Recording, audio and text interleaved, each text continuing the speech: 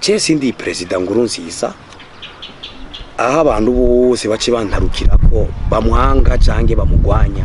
Sindi president, sindi ministre bariko baratuma umwanya. Cende umuririmvye gusa kandi washaka simbano ngaha. Ndumushitsi. Natumiyo na ambasade ya Kenya muvyerekeye urudandazwa n'amahoro. Bamari ko baravuga hose ngo ubukene butagira izina. None buzohera gute badashaka amahoro? Ubukene butagira izina. Bashaka yuko haba intambara. Habaye intambara si bwa bukene buca bw'incuri 10 gusumvya. Ubukene butagira izina. Ariko nushaka yuko abantu bajyama mu mahoro. Bagume bahunga. Bafise udusakoshi turimo amahuzu yabo mu myonga. Harinzi yuko kijyage naje kuririmba mu 2001 intambara yari ihari.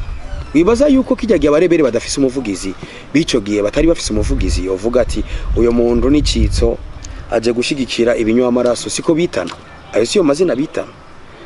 Ko bo bagumye bahose ahubwo abatavuga rumwe na leta. Aha niho hari kuba ikarata yabo bokinye ya politike bakerekana abanyagihugu ko nabone bashaka amahoro ariko basa nabahushije. Ubu rero biko biraboneka yuko ari leta irike yakoresha ya karata yuko kuko na leta barahanganye. Sindimwo jewe sindimwo jewe no kubahuza bose akazi kanje na guhuza abantu bose.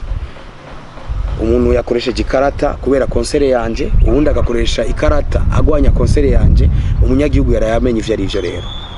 Umunyagihugu nyarucari yarayamenye ivyo ari byo yuko bamwe bashaka amahoro n'abandi bashaka umwe se ashaka kwisaha yiwe ku nyungu ziwe ayo mahoro.